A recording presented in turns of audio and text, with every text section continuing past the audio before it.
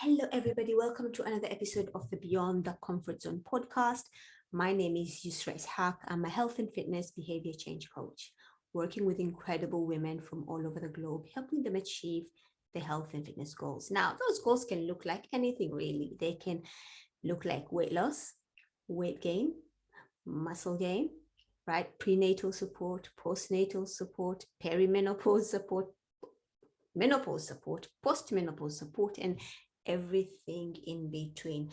Today's topic is an interesting one, and I think that if you've been in this space, right, the health and fitness space for a long period of time, you've probably heard of this or haven't been told about it or even be advised about it.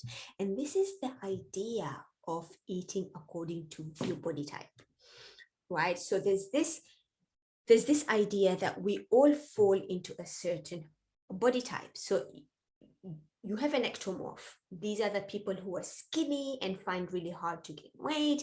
And they're the people that we hate sometimes because they can eat anything and everything and not gain weight, right? So these are your ectomorph. Then you have your mesomorph.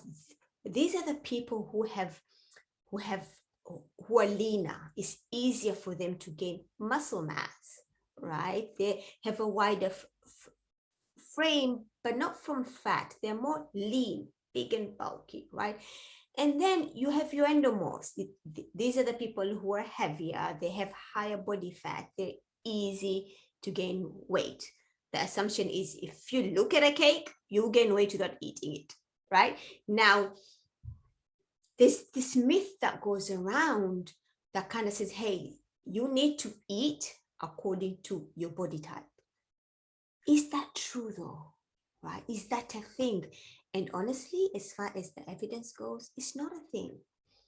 Right? We know absolutely without a doubt that genetics will play a big role, right?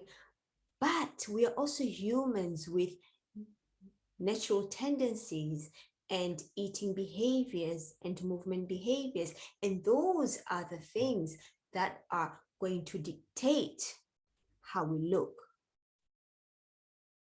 But they're more powerful than blaming genetics on how we look. Yes, genetic will play a big role, but it's the things that you're doing every single day, right, that are going to dictate how you look. Now, there are a few assumptions that this idea of somatotypes kind of plays with.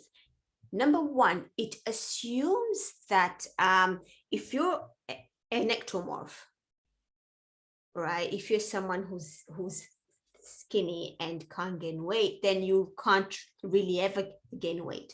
But that's not true. Take an ectomorph, put them on the sofa, tell them don't move, and I'm going to feed you for 2 weeks, right?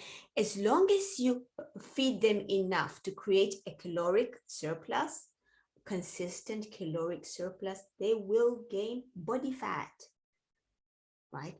What does that tell us? Yeah, it goes back to, hey, what are your behaviors, right? Their genetics is probably that they're slimmer, their parents are slimmer, that's fine. But you can defy that, right?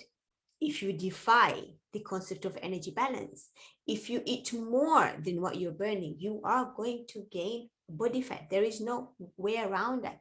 The only reason that we see people can eat without gaining weight is because they naturally move a lot. That's it. Their NEAT is high. Their non-exercise thermogenesis is high. Non-exercise activity thermogenesis is higher, and they don't try to make it higher. They just spontaneously move a lot, and because of that, they end up burning more calories than they're taking in, and that's what we are seeing. So again, it is actually their behaviors and their natural tendencies that's playing a role there instead of their somatotype, right? The second assumption that it makes is, yeah, there is a specific eating style for each body type, and that's not true. However, there is an eating style according to your goals, not according to your body type, but according to your goals, and that's a different case, right? The third assumption it makes is that People who fall into the same somatotype have the same characteristics, physically, behaviorally, right? And that's really not true.